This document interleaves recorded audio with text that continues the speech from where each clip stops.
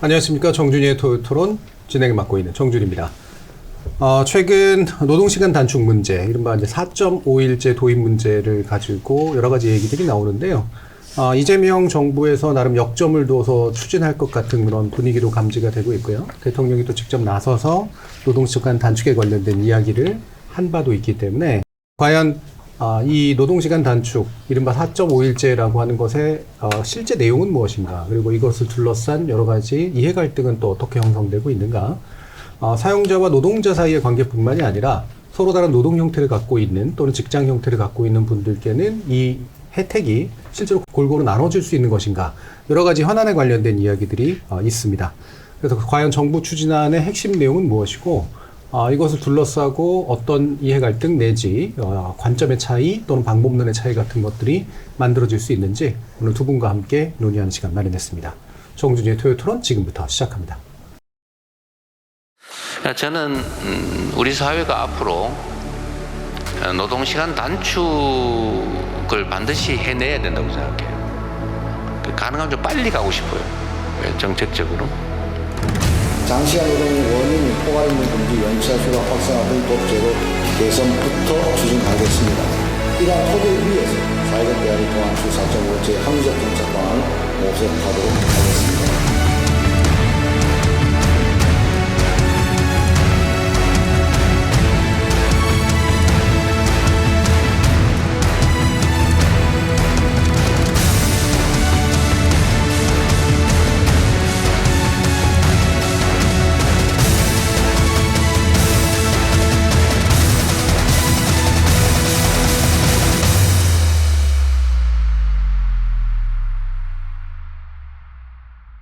예, 오늘 논의를 위해 두 분의 이제 전문 패널 모셨는데요. 먼저 국정기획위원회에서 고용노동팀장을 맡으셨습니다.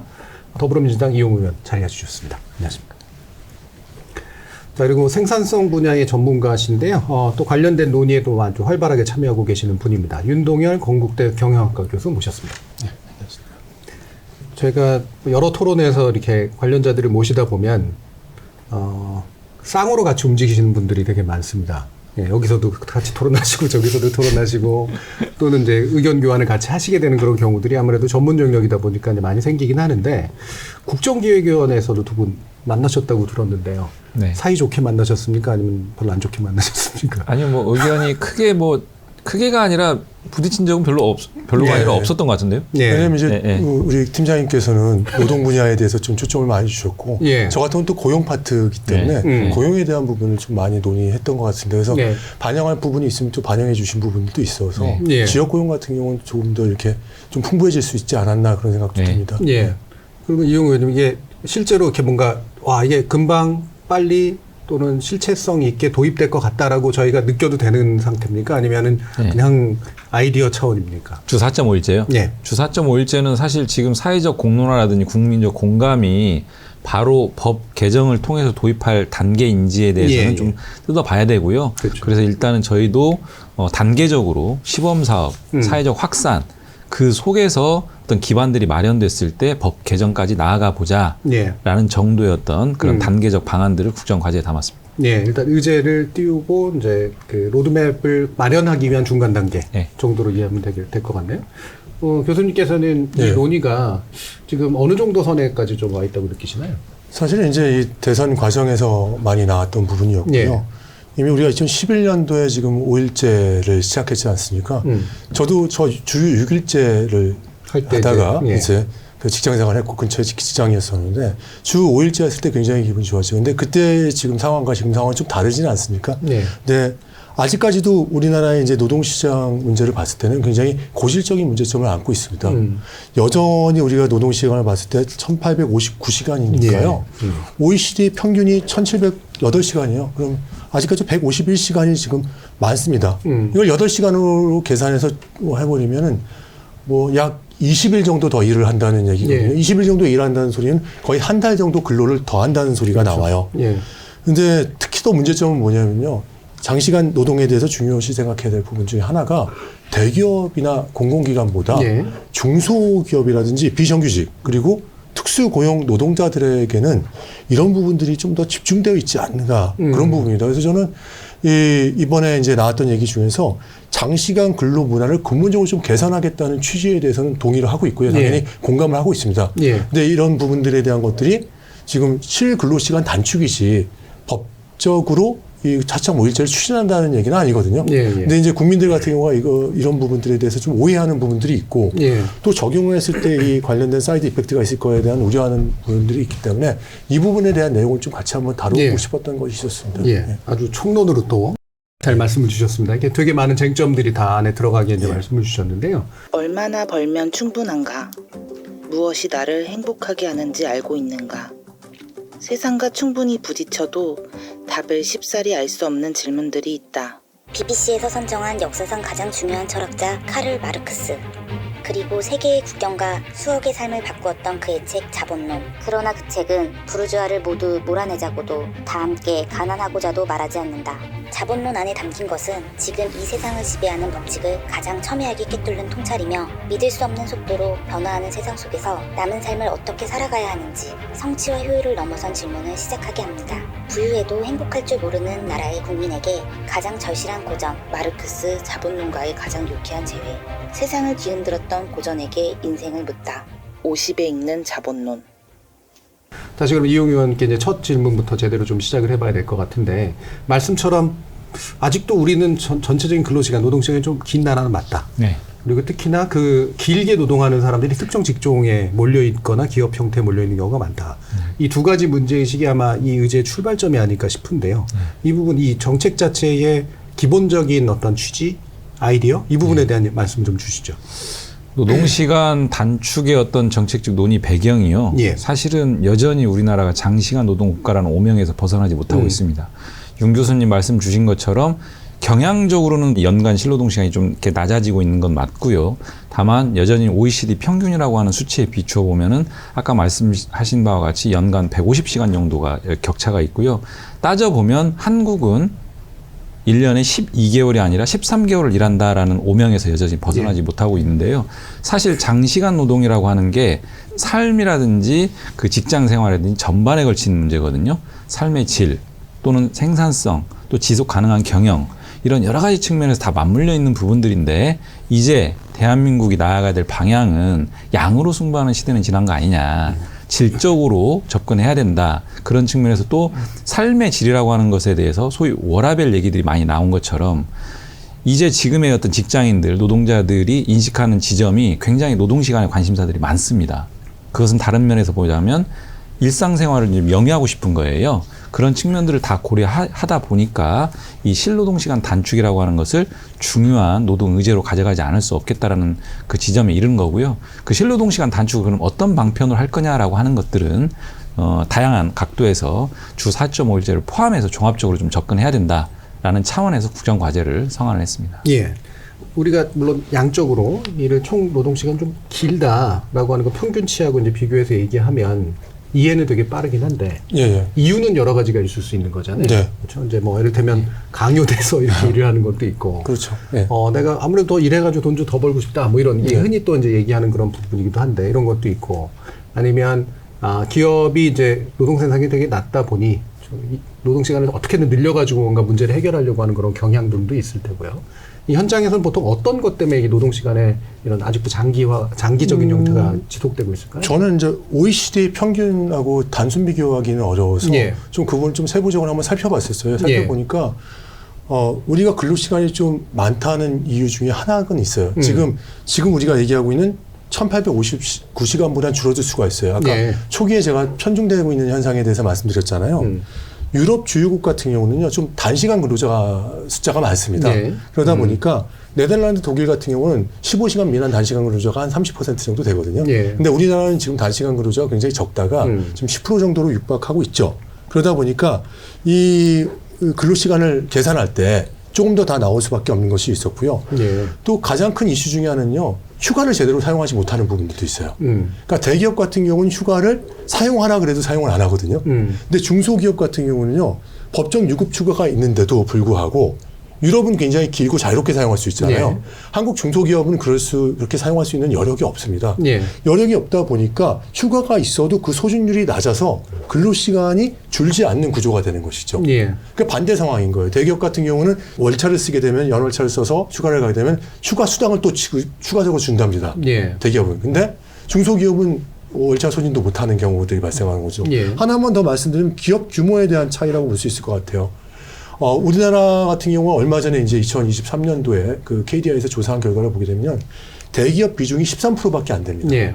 근데 이제 독일만 봐도 40%가 넘고 있고요. 미국 같은 경우 58% 정도 되고 있고, 일본도 굉장히 적다고 얘기하지만 40% 가까이 되거든요. 그러다 보니까 중소기업 같은 경우가 실질적으로 많은 비중을 차지하고 있는 우리나라로서는 이 실근로 시간이 더 높다는 거죠. 예. 예. 그럼 이게 어떤 부분이에요? 이들에 대해서에 대한 근로 시간이라든지 근로 텐스가 굉장히 높기 때문에 이들에 대한 것들이 혜택이 좀 되고 이 제도에서 좀 소외되지 않도록 만드는 것이 설계하는 것이 굉장히 중요하다고 저는 생각하고 예. 있습니다. 그러니까 말씀을 요약해 보면, 그러니까 이른바 기준 근로 시간을 딱딱 지키고 휴가도 딱딱 가는 그런 기업군이 되게 적고, 예. 나머지 어떻게든 휴가 안 쓰면서 일을 해야 되는 예. 그런 기업군에 고용돼 있거나 속한 분들이 굉장히 많아서 예. 생기는 문제가 일단 기본적으로 커 보인다라고 네. 말씀을 주셨어요. 이 문제를 아마 공통적으로 파악하고 계시긴 할 텐데.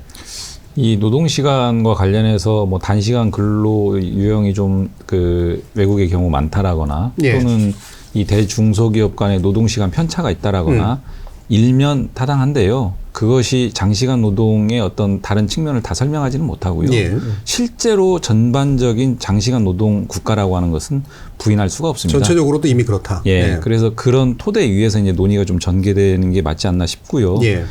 그러니까 노동시간이라고 하는 게 이제 법적으로 보면은 소위 기준 노동시간이 있고요. 예를 들면 일일 8시간, 주 40시간. 그렇죠. 그리고 연장 근로라고 하는 어떤 제도적 규율이 있습니다. 우리나라 같은 경우는 주 12시간. 그래서 소위 말하는 주 52시간 예. 한도가 있는 것이고요. 실제 이것과 다르게 이런 것들을 이제 종합하면 법정 노동시간이거든요. 근데 이것과 다르게 실제 노동하는 시간들을 말하자면 실노동시간이라 합니다. 네. 근데 실노동시간은 이거 이외에 다양한 요소들이 작동을 하는 거죠. 그래서 그 비근한 예가 예를 들면은 연차 휴가. 과거에는 이제 월차도 있었지만 지금 연차로 통합이 됐고 이 연차 휴가가 선진국에 비해서는 휴가 일수 자체가 일단 조금 적다. 그다음 두 번째는 연차 휴가 소진율이 좀 떨어진다. 여러 가지 문화나 여러 가지 것들이 작동해서 그렇게 되는 거겠죠. 그런 부분들이 있고 그래서 실질적인 연차 휴가 사용을 촉진하는 문제가 또 한 축으로 있는 것 같고요. 예. 그다음에 세 번째는 소위 말하는 공짜 노동, 불공정 노동의 대명사인 포괄임금제. 예. 이게 과거에는 불가피한 측면, 불가피한 영역에서 포괄임금제가 작동을 했다라고 하면은 이제는 이게 너무나 만연화되어 있습니다. 제가 작년 환노위 국정감사에도 이 문제를 지적을 하면서 실제 정부는 이거에 대한 구체적인 통계도 없어요. 예. 그럴 정도로 이 부분에 대한 제대로 된 대책을 마련하지 못하는데 포괄임금제가 어떻게 이제 장시간 노동을 야기하냐면 초과되는 노동에 대해서 제대로 된 보상을 안 해도 되는 어떤 예. 임금 구조가 되다 보니까 그냥 만연하게 업무 시간이 늘어나는 거예요. 그래서 이런 부분들을 종합적으로 대책을 마련해서 전체적인 실노동시간을 잡겠다라고 하는 것이 국정과제의 구체적인 내용이고요. 예. 그 한 축이 바로 주 4.5일제입니다. 예. 종합적으로 봐야 될 것 같습니다. 그 한 축이 주 4.5일제라고 하는 건 그래서 뭐 이양 설명도 해주신 김에 네. 그래서 주 4.5일제가 우리가 흔히 생각하는 것처럼 뭐 월화 수 잠깐 쉬고 네. 목금 이런 게 아니라 네. 전체적인 실노동성을 줄일 수 있는 온갖 형태들을 좀 고민하자가 하나의 초점이고 예. 기타 또 그걸 줄이기 위한 여타 방법들도 아마 있는 것으로 지금 네. 생각하고 계실 텐데 네. 그 두 가지를 묶어서 한번 정책 취지를 설명해 주시죠. 그래서 이제 실노동 시간을 단축하기 위한 패키지 로드맵을 우리가 이제 만들겠다라고 예. 하는 것이고 그 주된 내용들이 제가 말씀드린 주 4.5일제라고 하는 법정 노동 시간에 대한 어떤 접근, 그 다음에 이제 휴가, 휴일, 휴게 시간 이런 문제, 그 다음 세 번째는 공짜 노동, 공짜 이런 장시간 노동의 또 주범이라 할 수 있는 포괄임금제에 대한 규제, 예. 이런 부분들이 있는 거고요. 법정 노동 시간만 말씀을 드려보면 주 4.5일제라는 게 다양한 방식으로 접근할 수 있습니다. 예. 예를 들면 우리 예전에 그 44시간이었거든요. 법정 노동 시간이. 주 44시간을 주 40시간으로 단축하던 2000년대 초반의 시점이 있었습니다. 예. 그때 이제 우리가 소위 지금은 모르시는 분들 많을 텐데 반공일이라고 해가지고 토요일 날 4시간을 출근을 했거든요.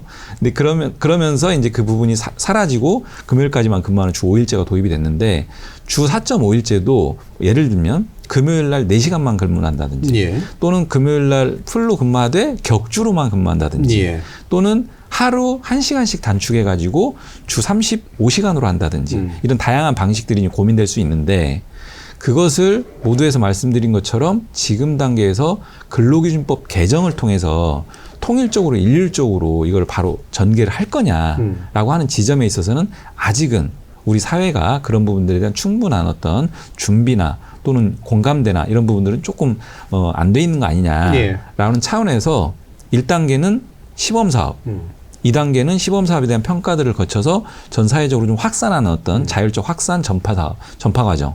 그리고 이 속에서 어느 시점이 될지는 모르겠습니다. 이게 1년이 될 수도 있고 2년이 될 수도 있고 3년이 될 수도 있고 어느 시점이 될지는 모르겠지만 빠르게 확산해서 빠르게 공감대가 형성되면 그만큼 단축될 것이고요.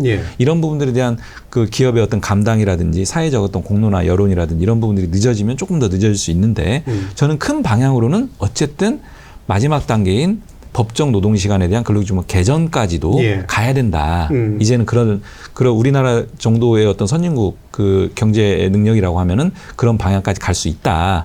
그 시기는 지금 단계에서는 못 받기는 어렵지만 그런 방향까지도 주 4.5일제 논의가 흘러가야 된다 이런 생각입니다. 그러면 이제 최종적인 형태라고 볼 수 있는 건 뭐 법정 근로시간을 주당 뭐 예를 들면 36시간 정도로 이제 줄인다거나 그게 이제 목표긴 한데 그게 실제로 운영되도록 하는 다양한 형태들이 먼저 시범적으로 한번 도입해 본다. 좀 빌드업을 해야 된다는 거고요. 빌드업 과정을 거쳐서 법 개정까지도 가보자라고 야심차게 국정과제는 박아놨습니다. 알겠습니다. 자, 이게 충분히 야심차게 느끼십니까? 아니면은 무리하게 느끼십니까? 어떠세요? 둘 다 맞습니다. 문제는 뭐냐면 같은 팀이었는데요. 그래서 그렇습니다. 이게 사실 저도 예전에 아까 말씀 반공 얘기했을 때 토요일마다 출근했었고 초기엔 6일제 했었고 2004년이 되면서 5일제로 변했었거든요. 근데 가장 좋았던 시점이 토요일 날 출근하지 않았게 됐을 때 굉장히 직장인으로서 저도 직장생활 거의 11년을 했었으니까요. 그때 기분이 상당히 좋았었습니다. 근데 지금 우리 그 설문조사를 하거나 이런 인터뷰를 하더라도요. 정규직 근로자들이 한 70% 이상이 4.5일제, 그러니까 4.5일제가 사실 아니고 이게 실근로시간 단축이라고 봐야 되는데 그렇게 표현했을 때 4.5일제를 찬성하고 있는 사람들이 있습니다. 그리고 비율이 좀 다르긴 해요. 비정규직이냐에 따라서. 그렇다면 자영업자냐에 따라서 좀 비율은 좀 달라지긴 하는데 많은 사람들이 찬성하고 있고 자영업자는 도리어 이제 50% 미만으로 찬성을 하고 있습니다. 근데 이제 이 부분에 대해서는 약간 저도 우려가 되는 건 하나가 뭐냐면은 과연 36시간으로 줄이고 32시간으로 줄이는 시점이 언제가 될 것이냐. 근데 저는 생각하는 게 사무직군에 대해서는요. 지금 대기업들은 당장 지금 줄여도 무리가 없을 것 같아요. 솔직하게 말씀드리면. 왜냐하면 제가 예전부터 강조했던 게 뭐냐면 저는 인사조직하고 이런 관리, 생산성의 관리 관련된 교수잖아요. 그럼 우리가 36시간을 일하는 사람하고 40시간 일하고 50시간 일하는 사람이 사무직군에서 똑같은 성과를 내냐?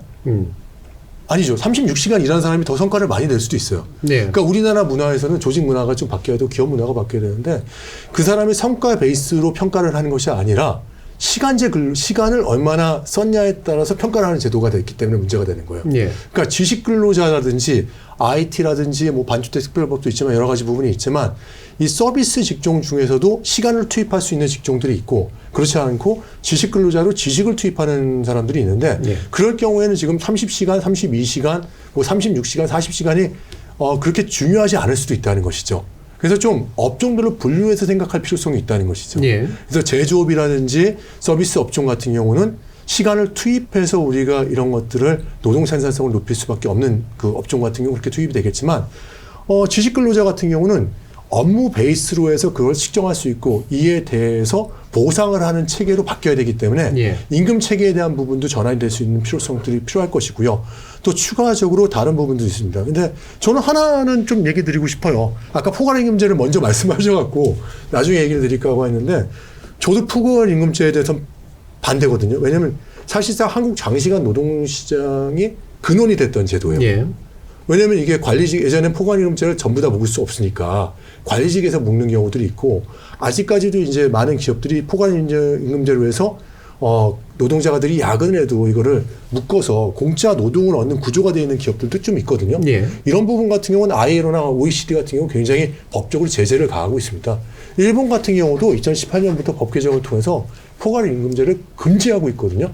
그래서 그 부분 같은 경우는 저희가 추진할 때 실근로 시간을 단축할 때 몇 가지 요소를 말씀해 주셨잖아요. 그 요소 중에서 포괄임금제 같은 경우가 왜 중점적으로 활용하고 있느냐에 대한 부분 같은 경우는 조금 전에 이용호 의원님께서 말씀하신 부분에 해당된다고 볼 수 있을 것 같아요. 예. 예. 그럼 강조점은 일단 포괄임금제 문제는 확실히 좀 먼저 계산하는 게 좋겠다. 예. 이 부분이고. 근데 이런 부분이 있어요. 일부 업종에서는 불가피할 수가 있어요. 예. 그러면은 우리가 전반적으로 해서 전면 폐지에 대한 부분으로 갈 수가 있겠지만 대신에 일부 업종이나 직무에 대해서는요. 예외에 대한 가이드라인 같은 경우는 현실적으로 제시해 주는 것도 중요하지 않을까 생각해요. 예. 뭐 연구개발 업종이라든지 또 고소득에 대한 전문 직종을 우리가 이런 부분까지 보호할 필요성은 없다고 보거든요. 예. 그래서 그런 부분에 대해서는 예외를 시키겠지만 포괄 임금제에 대해서는 한번 저희가 진짜 제대로 한번 보고 가야 되지 않을까 생각이 듭니다. 예. 네. 도입되는 시간이나 시점이나 단계도 업종이나 형태마다 되게 다를 수 있지 않겠느냐. 그런 견해이신 건데요. 네. 한번 더 들어볼까요? 예. 포괄임금제와 관련해서 조금 더 말씀드려보면은 이 포괄임금제가 전 사회적으로 전 업종별로 만연돼 있습니다. 예를 들면은 IT 업계 같은 경우요. 사실은 이 포괄임금제가 애초에 도입 취지, 뭐 도입이라고 할 거 없이 판례에서 인정된 제도인데 이게 이제 인정되는 그 부분이 노동시간 체크가 좀 어려움이 있고 이런 경우에 이 부분에 대한 임금 책정을 노동시간에 정확하게 연동하기가 어려움이 있으니 그런 정도에서는 어느 정도 좀 인정해 줄 수 있는 거 아니냐라고 하는 취지에서 이제 판례가 열어두고 이제 이렇게까지 흘러왔는데 노동시간 측정이 가능한 제조업, IT 뭐 이런 데서도 이제 만연해 있어요. 그러다 보니까 사실 이 노동시간 문제가 제가 이제 직장갑질 119 활동을 하면서 느낀 거는 뭐냐면은 지금의 직장인들 노동자들의 인식이 예전하고 완전히 바뀌었습니다. 과거에는 우리가 직장 생활하면은 월급과 승진 두 가지다 이렇게 얘기했는데 지금은 예를 들면 직장 내 괴롭힘, 직장 내 성희롱 이런 노동시간, 공짜 노동 굉장히 민감하게 반응합니다. 노동 환경에 되게 민감해요. 굉장히 민감하게 반응해서 그래서 우리가 소위 90년대생이 온다 뭐 이런 얘기도 있는데 6시가 되면 그냥 퇴근한다는 거예요. 공무원 세계든 민간 기업이든 뭐 일반적인 얘기는 아닐 수 있지만 그만큼 직장인들의 문화나 인식들이 많이 바뀌었는데 이 포괄임금제에 대해서 굉장히 많은 공분을 가지고 있어요. 이게 과연 공정한 임금 체계냐라고 하는 부분에 대해서. 그렇기 때문에 이 부분에 대해서는 반드시 좀 규제를 해야 되는데 이게 뭐하고 연동돼 있냐면 노동시간 측정 이 부분하고 연동돼 있습니다. 그러니까 포괄임금제를 하지 않고 정확한 시간 그 베이스로 해서 시간에 그 비례해서 임금을 지급을 하려면은 노동시간 측정이 가능한 구조들을 만들어 나가야 되거든요. 확산시켜 나가야 되고. 태그를 한다든가 뭐 이런 게 필요하잖아요. 근데 이제 이 노동시간 측정이 또 한편 어떤 거하고 연동돼 있냐면 노동 감시하고도 또 연결될 수 있는 소지가 있습니다. 그래서 제가 이제 발의한 그 근로기준법 개정안에 따르면은 이 노동시간 측정은 포괄임금제 규제를 위해서 연동돼서 들어온다라고 했을 때는 어떤 방식으로 측정할 거냐라고 했을 때 시기와 종기 정도만 측정하면 되는 거 아니냐. 어차피 휴게 시간, 공식적인 휴게 시간은 제외할 수 있는 거니까. 뭐 예를 들면 농담조로 담배 피러 가는 시간, 화장실 가는 시간 다 뺄 거냐. 그건 원래 노동 시간이거든요. 사실은. 그래서 그런 부분들 그런 방식으로 노동 감시적인 요소로 노동시간 측정하는 게 아니고 시기와 종기 정도만 측정하면 전체적인 노동시간 체크가 될 수 있고 그런 것들을 바탕으로 해서 임금 지급이 된다면 포괄임금제는 제어할 수 있다라고 하는 방안으로 이제 제안을 하고 있고요. 실노동시간 단축에서 가장 첩경은 뭐냐면 법정 노동시간을 손보는 겁니다. 여타의 뭐 휴가제도 개선 또는 포괄임금제를 손보고 또 다른 뭐 연장 노동에 대한 제한도 얘기가 나오거든요. 지금은 일주 12시간이지만 일주 8시간이라든지 이런 식의 연장 노동 상한을 제한하는 방법도 있고 다양한 실노동시간 그 단축 방안이 있는데 그중에 첩경은 아까 말씀드린 법정 노동시간, 주 40시간 이런 부분들을 손보는 게 가장 빠른 길이거든요. 실제로. 그래서 과거에 주 44시간에서 주 40시간으로의 법정 노동시간을 단축했을 때 전체적인 실노동시간의 단축 폭이 굉장히 의미가 있었어요. 그래서 주 4.5일제라는 법정 노동시간에 대한 고민을 하는 거거든요. 근데 말씀드린 것처럼 지금 당장은 일단은 좀 성숙시켜보자라는 차원이고 그럼에도 불구하고 이 법 개정까지를 한번 야심차게 밀고 가보자라는 계획까지는 마련해 놓은 상황이고요. 그럼 요걸 가지고 한 두 가지 정도 쟁점으로 다시 약간 더 논의를 하면 좋을 것 같은데 일단 포괄임금제 문제가 다시 좀 더 나왔으니까 이게 이제 그 생산성 부분에도 연구를 하시니까 네. 이 한편으로는 감시고 한편으로는 합리적 측정이잖아요. 근데 이게 제가 말씀드리기 어려운 게 예. 과연 합리적 측정일까에 대한 부분도 저는 고민이 되는 예. 거예요. 왜냐하면 어떤 모회사들 같은 경우는 본인들이 뭐 화장실 갈 때라든지 담배 피러 갈 때마다 그 카드를 체크한단 말이에요. 그래서 본인이 빼고 나서 체크하고 나서 그렇게 해서 하는 건데 이건 어떻게 보면 감시거든요. 근데 저도 미국에서 있었지만 미국 근로자들 같은 경우가 근로시간을 잘 지키잖아요. 예. 지키는데 그거를 꼭 카드로 꼭 대고 나가라고 하진 않거든요. 그럼 우리가 꼭 굳이 그렇게까지 카드 대고 뭐 그 근로시간에 투명한 근로 기록을 하는 것 자체를 꼭 기계의 힘을 빌리거나 네. 뭐를 빌려서 해야 되느냐에 대한 저는 그거에 대해서 좀 반대예요. 솔직하게 말씀드리면요. 그리고 두 번째가 이 두 가지였던 것 같아요. 이 포괄임금제를 다시 한번 얘기하면 생산성을 좀 이따 말씀드리고 이 포괄임금제 폐지하고 얘기했을 때 이걸 남용하기 때문에 문제가 됐다고 생각해요. 네.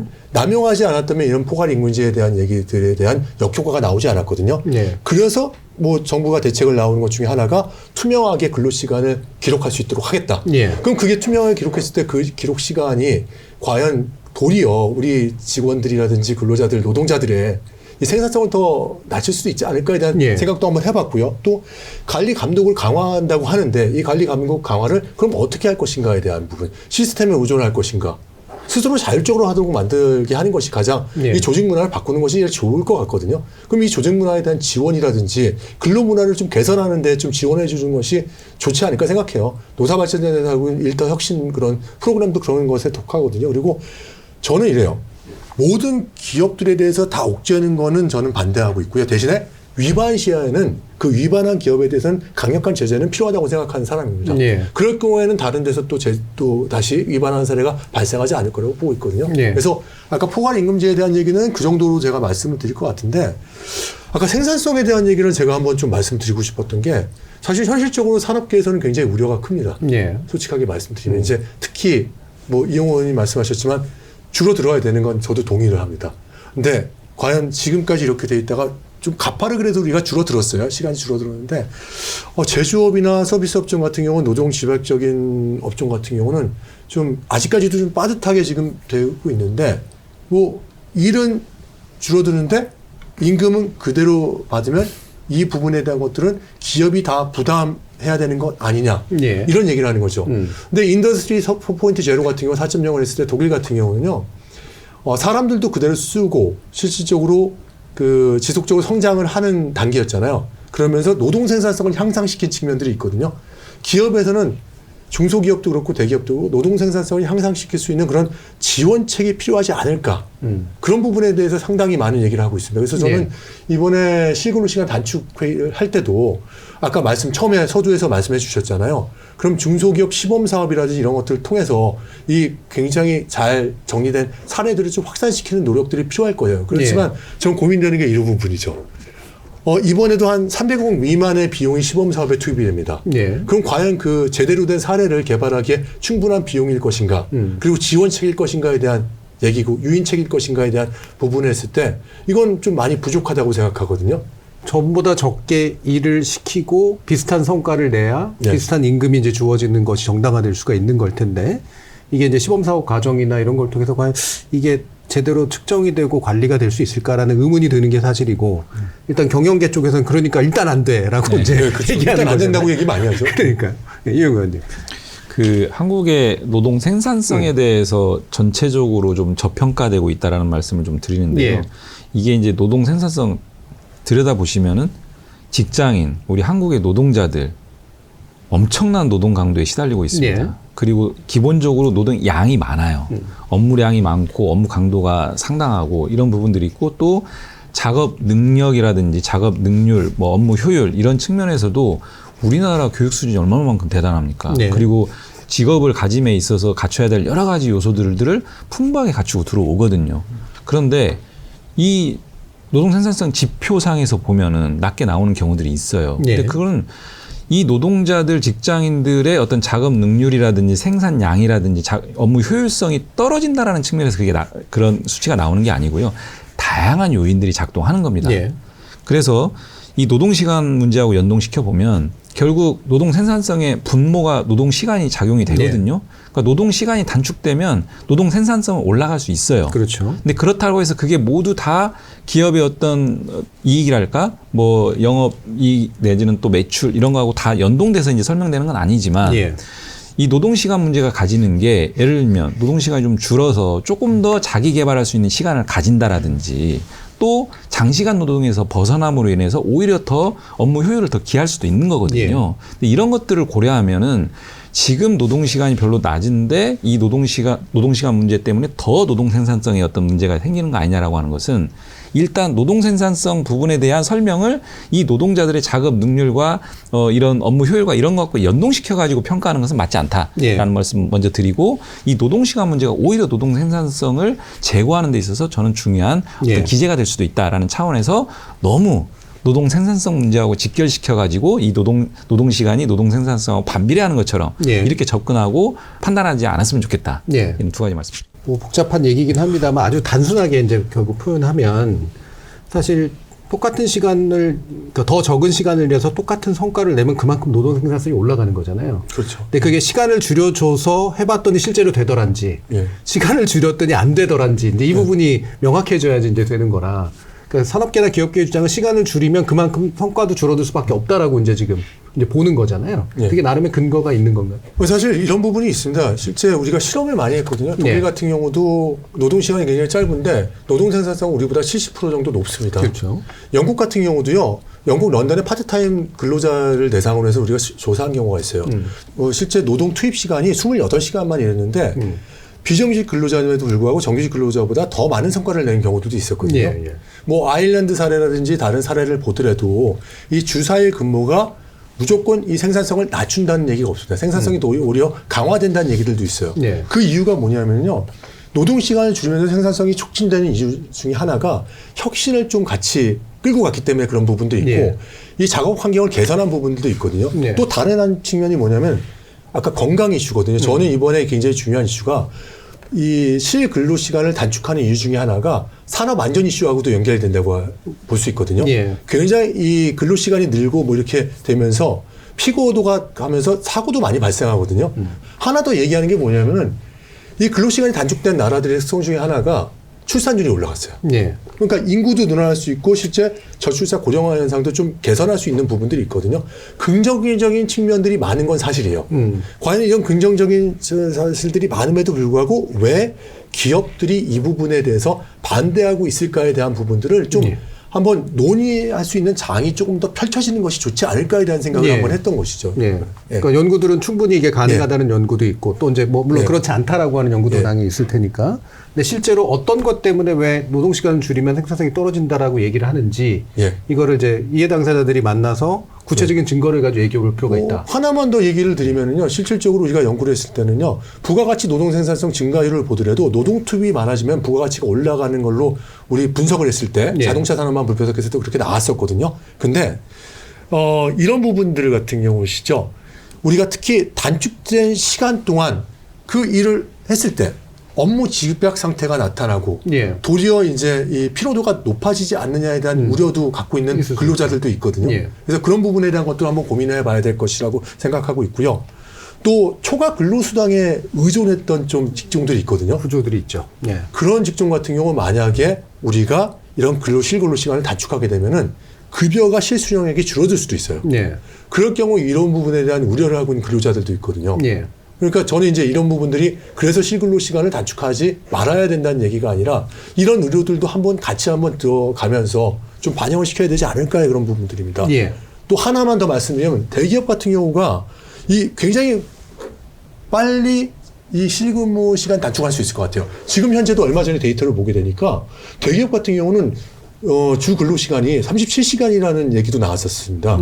근데 만약에 이런 실질적으로 우리가 36시간 줄였다고 하고 32시간에서 대기업에서 줄였다 그러면 이에 대한 뭐 비용이라는 이런 전가를 중소기업이나 하청업체가 받을 수도 있거든요. 그랬을 때는 이제 더 이중 구조가 격차가 날 수 있다는 게 크게 우려되는 거죠. 그럼 이제 이런 얘기들을 해주셨는데 이게 시범 사업 얘기로 가서 한번 구체적으로 한번 짚어보면 좋을 것 같은데요. 연결해서 조금만 더 말씀드리면은 이제 이 주 4.5일제 문제가 이제 그 접근하는 방식들이 굉장히 다양할 수 있는데요. 기업 경영의 측면에서 접근할 수도 있고요. 예. 전체적인 사회 편익 증대, 사회적인 의제로 좀 접근할 수도 그렇죠. 있습니다. 예. 그 사회 편익 증대와 관련해서는 아까 윤 교수님 말씀 주신 것처럼 소위 말하는 워라밸, 이제 삶의 어떤 질을 추구하는 어떤 그런 측면도 좀 분명히 있고요. 저출생 초고령화 사회에서 육아 돌봄 시간도 부족한 마당에 이런 부분들의 어떤 저는 긍정적인 영향도 줄 수 있다라고 보여지고요. 이런 사회 편익 증대의 어떤 측면도 저는 중요하게 고려해야 될 지점이라고 예. 보고요. 기업 경영의 측면에서 일단 업계에서 우려하는 어떤 생산성 문제 있잖아요. 제가 모두에서 말씀드린 것처럼 이 대한민국의 또 전 세계적으로 지속 가능한 경영이라고 하는 게 노동 시간이라고 하는 양으로 승부하는 시대는 지난 거 아니냐. 예. 예를 들면 AI 시대, 기계와 자동화, 최첨단 시대로 가고 있는 마당인데 언제까지 1시간, 2시간, 3시간, 4시간 더 근무했다고 해서 더 많은 생산성하고 직결된다? 이런 시대는 저는 지났다고 봅니다. 오히려 예. 그렇게 또 가면 안 된다라고 보고요. 그래서 이 노동시간이라고 하는 부분들이 사회 편익을 상당 부분 증대시킬 수 있고 기업 경영에서도 생산성을 저하시키는 것과 바로 연결되지 않는 측면이 있기 때문에 큰 방향에서는 반드시 가야 된다라고 저는 생각을 하고요. 실제로 과거 주 44시간에서 40시간으로 법정 노동시간을 단축시킨 경험들을 우리가 했지 않습니까? 네. 그때 당시에도 사실은 재계나 이런 경제계에서 상당한 우려들을 어떻게 표현했냐면 삶의 질을 높이려다 삶의 터전을 잃습니다. 예. 라는 방식으로 2000년 뭐 지금도 초반에 비슷하게 얘기합니다. 예. 중앙일간지 일면 톱 광고로 다 그렇게 내놨거든요. 경제 5단체에서. 근데 지금 어떻습니까? 내수 진작되고 GDP 많이 올라가고 우리나라 선진국 반열에 올랐지 않습니까? 모든 게 다 주 5일체 문제는 아니겠지만 이런 부분들이 저는 충분히 영향을 미쳤다고 보고 실제로 구체적인 데이터가요. 그때 당시에 이런 과정들을 거치면서 10인 이상 제조업 종사자 실질 부가가치가 1.5% 향상됐다라고 하는 KDI 분석 결과도 있고 이 당시에 KDI가 뭐라고 얘기했냐면 자본 투입 증가보다는 생산 과정의 효율성 증대가 원이다라는 예. 어떤 이 노동시간 단축과 연동해서 이런 부가가치 증대도 얘기하는 부분이 있었고 또 그 고용률 측면에서도 보자면은 그때 당시에 이 주 5일제 도입하면서 03년에 59.4%였던 고용률이 04년 60%, 05년 59.9%, 06년 60%. 노동시간 단축으로 인해서 일자리가 사라질 것이다라고 예. 하는 어떻게 보면은 과도한 어떤 이런 주장들의 이런 데이터로서 그렇지 않다라고 하는 것들을 확인해 준 측면도 있기 때문에 과거의 선례를 보면 이 노동시간 단축이 기업 경영에 그만큼 큰 예. 타격을 줄 것이냐. 그렇지 않다. 걱정하지 않아도 된다. 그런 방책 마련할 수 있다. 예. 그리고 사회 편익 측면에서도 이 방향을 갈 수밖에 없는 거 아니냐. 이런 말씀 좀 추가적으로 예. 드리겠습니다. 그러면 이 부분을 이제 바로 이어서, 그러니까 실제 구체적으로 좀 어떻게 시행을 할 수 있을까의 문제로 좀 가보면 좋을 것 같은데요.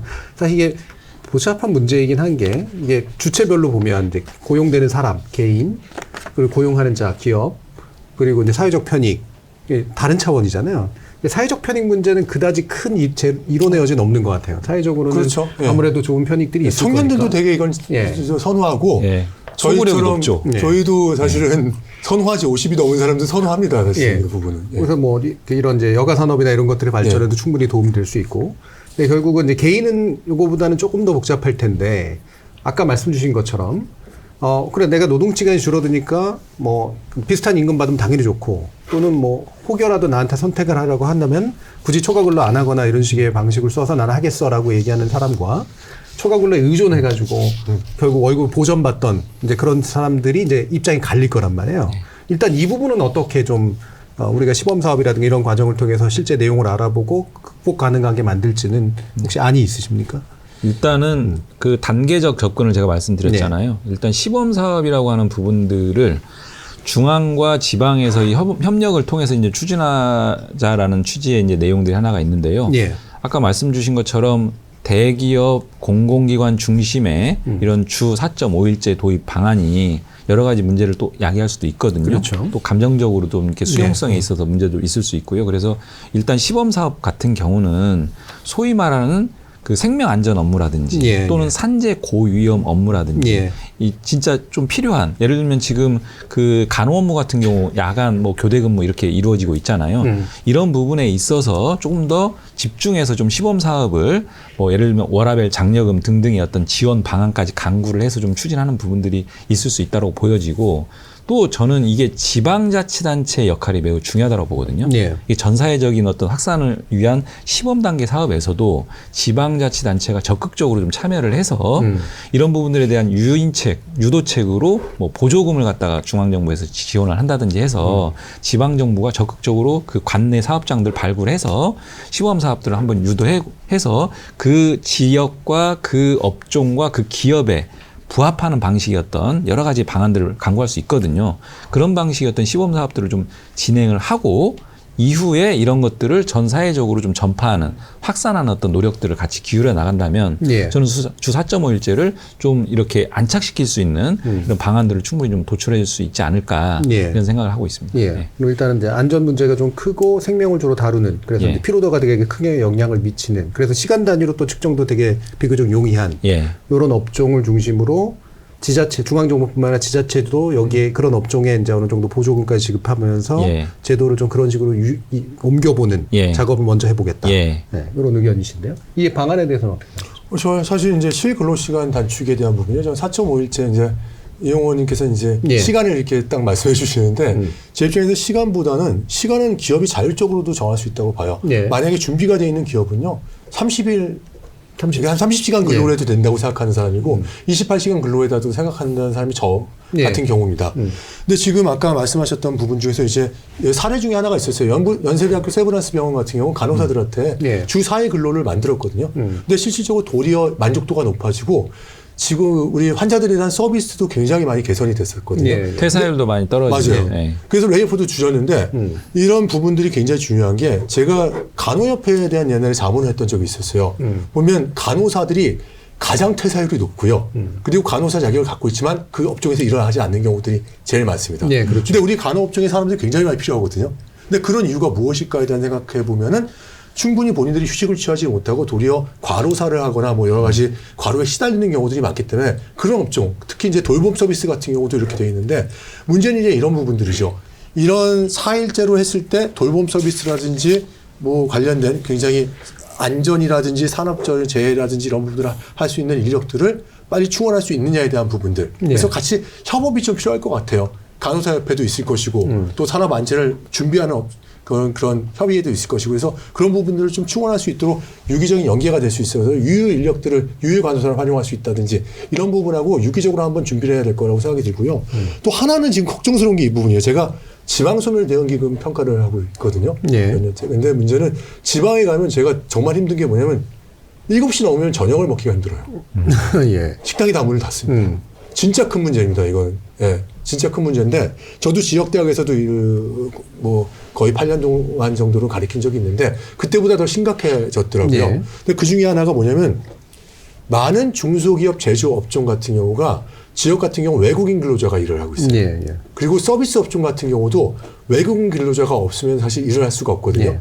그러니까 과연 만약에 우리가 4.5일자라든지 이런 것들 근로시간, 시간을 단축했을 때 우리 내국인 근로자들보다는 외국인 근로자에 대한 적용에 대한 이슈까지도 지금 발생할 수가 있거든요. 예. 그래서 수도권으로 많은 지금 청년들은 그리고 많은 인력들이 지금 몰려 있고 이런 상황에서 과연 지역하고 협력을 했을 때 이 지역에 있는 중소기업들에 대해서 외국인 근로자의 의존도가 굉장히 높지 않습니까? 예. 이것들이 이런 현상들을 내국인 근로자가 취업할 수 있고 실제 일자리를 갖고 거기서 정주할 수 있는 여건하고 좀 연결시킬 수 있는 방안에 대해서 좀 촘촘하게 더 설계하면 좋지 않을까에 대한 생각도 한번 해봤어요. 저 같은 경우는. 또 외국인 근로자 문제는 그러니까 걱정하시는 외국인 근로자가 이 적용 대상이 될 수 있는가의 문제도 있고 네. 외국인 근로자에 의해서 대체되는 문제도 같이 고민을 하시는 거죠. 그렇죠. 예. 지금 주요 소멸은 뭐 전 세계적인 추세이기 때문에 갈 수 있지만 이 속도를 늘릴 수 있는 부분들이 있고요. 이미 65세 이상의 인력들이 생산 가능 인력들이 지역 같은 경우는 30%에서 벌써 50%가 넘어가는 지역들도 있거든요. 네. 청년을 찾아보기가 힘들어요. 우리가 우스갯소리로 얘기할 때 지역에서 실제 청년들을 이렇게 만나면은 청년들은 다 공무원이다. 이런 얘기들이 있거든요. 지자체 같은 경우는 실제 군단이라든지 이런 소멸 지역 같은 경우는 2만 명, 3만 명밖에 네. 안 되는데 공무원 숫자가 500명 정도가 되는 경우들이 있거든요. 그러니까 이것도 어떻게 보면 지역에서 청년들을 채용했기 때문에 이렇게 할 수밖에 없는 이슈들인데 왜 이 청년들이 지역에서 일을 하지 못할 것인가 이런 부분들까지 같이 고려를 해야 되지 않을까 생각이 듭니다. 네. 예. 이 부분은 되게 비교적 단순한 답은 있는데 적용을 엄격하게 해야 대체성도 줄어들까 않습니까? 그렇죠. 예, 뭐 구분해서 적용할 건 아닌 것 같고요. 제가 구분해서 적용할 수도 없죠, 사실 요즘에. 또 다른 측면에서 이제 한 가지 말씀드려보면 우리가 이제 전체적인 노동 시간에 대한 얘기를 하잖아요. 예. 그 중에 하나의 방편으로 법정 노동 시간인 주 4.5일제 얘기를 하는 것이고요. 근데 전체적으로 좀 더 확장해서 보면은 예를 들면 최근에 저희가 국회에서 뭘 하고 있냐면은 택배 문제에 대해서 사회적 대화 기구를 꾸렸습니다. 각 정부 부처와 그다음에 각 택배사들 다 쿠팡 포함해서 다 모아가지고 국회가 중심이 돼서 이제 꾸렸고 실제로 이것들을 이제 드라이브를 걸어서 연내 어떤 가시적인 성과를 내자 이렇게 이제 하고 있는 마당인데요. 거기서 주요한 의제가 심야 노동, 새벽 배송, 그다음에 휴일 노동, 휴일 배송 이 부분을 주요 의제로 다루고 있거든요. 그러니까 우리나라 같은 경우는 야간 노동에 대한 규율이라는 게 딱 하나 있습니다. 가산수당. 야간 노동을 하면 50% 가산해서 준다. 그것이 사실은 임금을 좀 더 많이 주자겠다는 취지가 아니고요. 야간 노동을 그런 식으로 좀 그 제어하는 어떤 측면의 취지인데 그거 말고는 야간 노동을 규제하는 어떤 노동법적 그 장치가 없어요. 그런데 이 야간 노동이 인간의 신체라든지 정신에 미치는 영향은 굉장히 그 가다하거든요. 그래서 이 야간 노동이 지속됨으로 인해서 과로사 문제하고도 연결되고요. 삶의 질 문제하고도 연결되고요. 그래서 이 야간 노동 시간에 대한 어떤 접근도 새로운 규율을 좀 해야 되는 거 아니냐라고 해서 그 부분도 저희가 국정과제에 포함을 해서 노동부에서 이 부분에 대한 방안을 야간 노동 총량을 구제할 것인지 야간 노동 그 시간대에서의 어떤 최소 휴식 시간을 보장하는 방안으로 할 것인지 아니면 야간 노동 일수의 연속 일수를 좀 제한할 것인지 이런 다양한 어떤 방식들을 다 열어놓고 야간 노동 시간에 대한 규제도 우리가 좀 검토할 측면이 있다라고 보여지고요. 근데 예를 들면 이런 제도에서 노동시간 전반의 제도에서 인식의 전환도 굉장히 중요한 것 같습니다. 예를 들면 새벽 배송을 하잖아요. 굉장히 편익이 좋거든요. 우리 국민 소비자들 입장에서는 굉장히 편익이 높아요. 그런데 과거에 그 정슬기 씨라고 해서요. 그 쿠팡 택배 노동자 배송하다가 개처럼 일한다라는 어떤 문구도 남기면서 결국 돌아가셨잖아요. 과연 그런 방식의 노동의 결과물로 편익을 그 추구하는 것에 대한 우리 국민들도 이제는 그런 부분들에 대한 생각을 할 수 있는 충분한 어떤 인식 수준이 됐다. 그렇다라고 하면은 기업 경영이라든지 영업 이익 추구라든지 이런 측면도 좋지만 전체적인 어떤 노동의 어떤 질적인 측면도 고려한다라고 하면은 이런 부분에 있어서도 우리 국민들의 인식과 같이 맞춰가면서 충분히 우리가 좀 제도 개선을 논의할 수 있는 거 아니냐라고 하는 측면에서 이런 거 하나의 예를 든 건데 전반적인 노동시간 문제를 손볼 때 있어서는 이런 어떤 인식의 문제. 그래서 제가 계속 얘기하는 게 국민적 여론, 국민적 공감대 이런 것들이 굉장히 좀 중요할 것 같습니다. 그러니까 이제 뭐 그런 주말이나 심야, 그러니까 새벽에 뭔가를 안 받는 도록 하는 제도를 규제 제도로 도입했을 때 이제 문화적으로 수용하면 그게 이제 같이 갈 수 있는 거니까. 근데 이제 다른 면에서 이게 애초에 고용 형태가 특수고용인이 등등 자영업 고용인이 한 형태로 이런 배달 노동이 이런 게 진행이 돼서 이 부분은 이제 제도로 포괄하기가 상당히 어려운데 이게 포괄되는 로드맵 같은 것들이 좀 있습니까? 저희가 그 소위 말하는 모든 일하는 사람 그 권리 보장을 하기 위한 기본법을 또 이제 국정과제에 담았거든요. 이제 오래전부터 민주당에서 계속 얘기했고 또 노동시민사회에서도 이제 주장했던 내용 중에 하나인데 거기에는 전통적인 개념의 노동자 베이스의 어떤 규율이 아니고 일하는 사람이라고 하는 틀거리로 좀 포괄적으로 규율하는 말하자면 좀 더 약한 연성법이긴 하지만 폭넓게 보장하는 기본법의 형태로 이제 그 부분들을 국정과제에 담아서 이미 발의한 의원들이 꽤 있고요. 이런 부분들을 좀 신속하게 논의를 해서 추진이 된다라고 하면 말씀하신 뭐 플랫폼 기반이라든지 여러 가지 특수 형태라든지 이런 부분들의 어떤 전반적인 일하는 사람들까지도 포괄해서 이런 문제에 대한 규율을 그 적용을 받을 수 있는 여지들은 충분히 있다라고 보여집니다. 그러면은 굳이 말하면 그런 기본법이 생성되고 이런 4.5일제 제도에 관련된 근로기준법에 관련된 변화까지 같이 가면서 마지막 단계에서는 포괄적으로 일하는 시간이 줄어들도록 하는 효과까지도 기대하는. 저는 근로기준법 주 4.5일제 이런 부분들이 다 전 사회적인 그런 영향을 줄 거라고 봅니다. 저는 이 부분에서 이용호 의원님하고 굉장히 동일한 의견입니다. 근데 제가 한 4년 정도 전에요. 한국노총하고 말씀하셨던 이제 모빌리티 관련된 노동자들을 특수고용이라든지 프리랜서 노동자들에 대해서 한 7개 업종으로 조사를 한 적이 있었어요. 같이. 예. 이분들의 관련된 권익이라든지 권리가 거의 보호받지 못하고 있었거든요. 특히 택배 근로자도 있지만 배달기사라든지 대리운전, 학습지 교사 같은 경우는요. 이게 근로자인 듯하지만 근로자가 아니에요. 그러니까 보호를 받지 못하는 예. 상황입니다. 그래서 이분들 같은 경우는 만약에 이 경우에 잘못했다가 이게 단계적으로 하는데 포함되지 않으면요.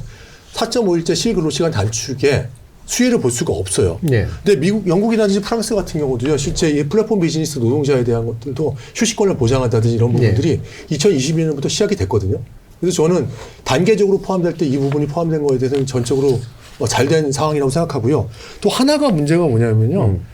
뭐 단계적으로 했을 때 뭐 전체적으로 다 전면적으로 적용할 수는 없겠죠. 근데 일정 근로시간 이상 근로를 하고 있는 플랫폼 비즈니스 노동자에 대해서는요. 먼저 이 적용을 하는 자발적인 참여에서 시범 사업을 진행할 수 있다고 보고 있고요. 예. 전 제일 좀 화가 났던 이유가 하나 있었어요. 옛날에 우리가 플랫폼 비즈니스에서도요. 직접 고용을 해서 이 라이더들에 대한 안전을 우리가 책임지겠습니다 이러다가 직고용을 하지 않고 어느 순간부터는요. 본인들이 4대 보험을 책임지지 않고 간접 고용을 하게끔 만들어 버렸거든요. 다부분은요. 근데 그게 어떻게 되냐면 사고가 났을 때는 책임을 지지 않는 거예요. 그리고 실질적으로 이렇게 배송을 뭐 한 번 배송, 한 번에 한 번 배송이지만 복수로 배송하게 하는 부분들도 있고 이렇게 했을 때 이런 부분들에 대한 비용을 같이 우리가 평균을 냈을 때 실제 시간당 근로로 받는 금액이 7,000원대밖에 안 되거든요. 저희가 지금 최저임금이 10,000원이 넘었습니다. 내내 13,000원이 넘었어요. 이건 어느 정도로 좀 비용을 올려줄 수 있는 그런 부분들 같은 경우도 같이 얘기가 돼야 된다는 것이죠. 예, 예. 그러니까 이 부분이 이제 뭐 굳이 큰 차이가 있지는 않습니다만 이제 이게 단계적으로 보면서 되도록이면 막 끝 단계에서 쭉 하고 통합되는 정도의 안을 생각하는 거랑 시범사업 안에도 이 부분을 좀 먼저 좀 포함시켜서 1단계에서도 병행해서 이제 같이 좀 진행해야 되지 않느냐라는 의견 정도로 이제 약간 차이를 좀 둘 수는 있을 것 같아요. 예. 저는 그런 부분들을 충분히 그 방안을 찾아서 할 수 있다라고 보여지고요. 이것을 뭐 굳이 순차적으로 단계적으로 이렇게 구분해서 할 문제는 꼭 아니기 때문에 열어놓고 논의할 수 있다고 봅니다. 플랫폼 비즈니스 노동자가 이제 200만 명이 넘거든요. 220만까지 되고 추가적으로 일을 하는 사람들까지 고려한다면 300만도 넘을 거라고 보겠습니다. 그럼 또 한 가지가 이제 고용하는 측의 입장에서 이게 크게 보면은 이제 시간으로 계산하기가 참 어려운 그런 직종 내지 업무 형태와 시간 계산이 비교적 명확한 형태로 기업이 운영되는 비즈니스가 운영되는 것에 따라서 또 이제 좀 다 차이가 있고 감당할 수 있는 능력, 이를테면 이제 중소기업이냐 또는 자영업 이런 이제 식당 같은데 이제 이런 데서 하는 비즈니스냐에 따라서도 감당 능력의 차이도 충분히 좀 있을 수 있잖아요. 이 부분에 대한 고려는 어떻게 하고 계십니까? 그래서 아까 말씀드린 것처럼 이게 이제 뭐 대중소기업 또 5인 미만 사업장 등등 다 다를 수 있습니다. 그래서 이제 과거에도 주 44시간에 40시간 도입하면서 사업장 규모에 따른 단계적 도입을 했거든요. 연착륙할 수 있도록. 사실은 그 지점이 또 다른 측면에서는 좀 뼈아픈 지점이기도 해요. 항상 뭔가 규모가 있고 여력이 있는 그런 직장인 노동자들부터 뭔가 이런 혜택들을 먼저 누리고 그러다 보니까 또 이게 이중 구조가 또 심화되는 거 아니냐라는 얘기도 나오는데 사실은 지금은 불가피한 측면이 없지 않아 있고요.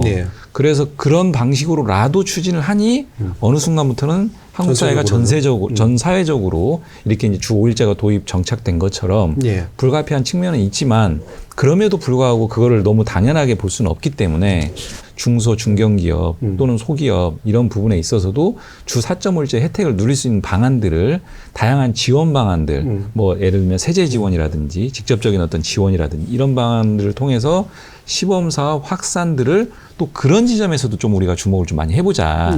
애초에 국정기획에서 논의할 때는 이런 부분들에 대해서 감당 가능할 수 있을까? 이런 논의도 있었는데 왜 항상 대중소기업, 대기업, 공공기관 이런 안정적인 공간부터 이런 혜택을 누려야 되는 거냐 문제 제기도 있었고 해서 시범사업, 확산사업 이 과정에서는 오히려 아까 말씀드린 산재 고위험 업종, 생명안전 업무 또는 중소 중견기업 이런 것들을 갖다 소팅을 해서 이런 부분부터라도 좀 하면서 이런 영역에서도 할 수 있겠구나 라고 하는 것들을 기업에 하는 사람들, 사회적으로 노동자들 다 좀 공감대가 형성된다라고 하면은 우리가 조금은 재정 부담이 될 수 있겠지만 저는 충분히 가치 있는 부분이라고 보여집니다. 어떤 면에서는 오히려 대기업은 뭐 사실 알아서도 할 수 있는 부분이 좀 있으니까 예. 좀 지원 결합시켜서 좀 어려운 중소 중견 기업들이 먼저 네. 이 부분을 시범하고 확산하는데 동참시키주고 예. 이제 아마 굉장히 소규모는 이제 사실은 약간은 좀 시간을 둘 수밖에 없는 문제가 있는 거고 대기업은 그걸 보면서 자발적으로 알아서 따라오게 하는 네. 이런 정도 구조로 지금 구상하고 계신 거네요. 네. 아마도 대기업 같은 경우는요, 바로 추진하려고 할 겁니다. 네. 준비도 많이 돼 있다고 얘기를 했었고, 실제로 이제 문제는 이거죠. 사무직종에 대한 생산성을 어떻게 측정할 것인가의 부분과 네. 생산 직군의 우리가 그걸 어떻게 노동 생산성을 어떻게 측정할 것인가의 부분인데, 대기업들 같은 경우는 일단 근로 시간을 40시간, 36시간을 줄이게 되면 줄일 수도 있어요. 무리하게도요. 지금 상황에서도 할 수 있습니다. 그럼 일단은 생산 유닛에서 생산해야 되잖아요. 그럼 4시간의 근로 시간이 줄어들고 투입을 해야 되니까 그 자리를 다른 사람들이 또 메꿔야 되니까 당연히 이 고정 비용이라든지 이런 부분 판관 비용은 올라갈 수밖에 없는 구조죠. 그거를 감당할 수 있을 거예요. 제가 보기엔. 그 감당할 수 있는 비용을 또 다시 코스트 리덕션으로 해서 중소기업으로 내려가서 이중 부담을 가게 하면 안 된다는 것이고요. 시민들이 가장 궁금하게 하는 생각 중에 하나는 뭐냐면 내가 다니는 회사가 여기에 포함될까? 두 번째가 이제 구직자들이 또 청년들이 궁금해하는 것이 이런 부분입니다. 두 가지입니다. 월급이 얼마나 될까 하고 그렇지 않으면 우리 회사도 4.5일제 대상이 될까? 근데 지금 이렇게 질문했을 때 설문했을 때 다 대답하는 이유는 내가 갈 회사들은 그런 회사가 될 거야 이렇게 생각하는 것이죠. 그러다 보니까 아마도 4.5일제라든지 실근로시간을 단축하는 회사들 같은 경우는 아마 우리가 얘기하는 인플로이어 브랜딩이라고 해서 고용 브랜드가 상당히 올라갈 수 있을 거예요. 네. 그래서 이런 기업들에 대한 지원은 필요하다는 것이죠. 네. 두 가지 정도가 될 것 같아요. 우리나라가 대기업과 정규직으로 했을 때 대기업과 중소기업의 임금 차이가 1.7배 정도 나거든요. 근데 실제 1.7배는 뭐냐면요. 복리후생을 포함하지 않은 비용이에요. 복리후생까지 포함하게 되면 2배에서 2.5배까지 납니다. 그럼 이제 이런 부분들에 대해서 중소기업 같은 경우는 어떻게 우리가 지원해 줄까에 대한 부분인데 근로시간 단축 지원금은 이번에도 저희가 시범사업에서 지급하지 않습니까? 근데 그런 기업들이 많이 늘어나 버린다면은 이 지원금 280억 이런 300억 정도 갖고는 감당하기 어렵다는 것이고 첫 번째가 두 번째는 디지털 자동화라든지 생산성을 계속 늘릴 수 있는 이런 부분들에 대한 AI 지원금 같은 경우도 보조금도 필요하지 않을까에 대한 부분인데 이걸 우리 세수해서 이걸 감당할 수 있을까? 그런 부분들에 대한 것이고 제일 중요한 이슈 같은 경우는요. 공정거래나 하드곡 구조 개선을 통해서 원하청 관계에서 발생할 수 있는 불공정 거래에 대한 비용을 미리 좀 막을 수 있는 방법이 무엇일까에 대한 것도 한번 진짜 진지하게 고민해야 된다고 생각합니다. 비용을 한 3가지 정도로 그럼 제가 나름대로는 요약하는데 하나는 이제 인건비 등을 보조하는 이제 직접 비용의 지원 형태가 있을 테고 또 한 가지가 이제 노동 환경이나 업무의 어떤 방식들을 개선하기 위한 혁신 지원 비용이 있을 테고 그리고 이렇게 불공정하게 이렇게 뭔가 이렇게 손해를 떠넘기는 그런 방식을 사회적으로 막기 위한 또 일종의 비용이 있을 테고. 이렇게 그런 비용에서는요, 제가 보기에는 대기업 노조도 노노 갈등도 일어날 수 있거든요. 이런 부분에서는요. 대기업 노조도 이제 양보를 해야 된다고 저는 생각하고 있습니다. 뭐 이런 부분 지적에 대해서는 또 어떻게 생각하십니까? 일단 말씀하신 내용들 전반적으로 다 동의하고요. 이제 이 노동시간 단축 문제와 관련해서는 아마 노사 간에 여러 가지 또 협의하고 대화해야 될 사항들도 굉장히 많을 거예요. 그런 부분과 관련해서는 정부도 많이 지원을 하면서 충분히 뭐 이렇게 방안을 찾을 수 있다 이렇게 봅니다. 그러니까 이 노사정 협의체라든가 이런 것들의 운영도 상당히 아마 중요해 보이는데 아까 말씀하신 것처럼 대기업 노조가 자기 모회사가 이제 자기들은 이제 보호해 주지만 이거를 이제 협력업체한테 떠넘기는 것들을 약간은 적극적으로 막아줘야 되거나 또는 협의 과정에서 그 부분에 대해서 의제가 나와야 되는 거잖아요. 그렇죠.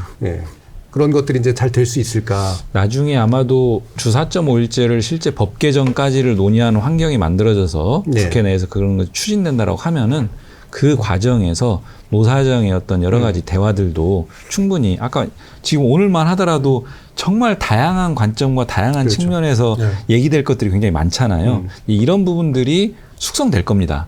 숙성되고 또 그 본격적인 법 개정 논의 단계에서 노사정들이 또 지혜를 모아나가고 국회가 그런 것들을 받아 안아서 합리적인 방안을 저는 충분히 찾을 수 있다고 보는데요. 일단 지금부터 본격적으로 가보면 답은 나올 것 같습니다.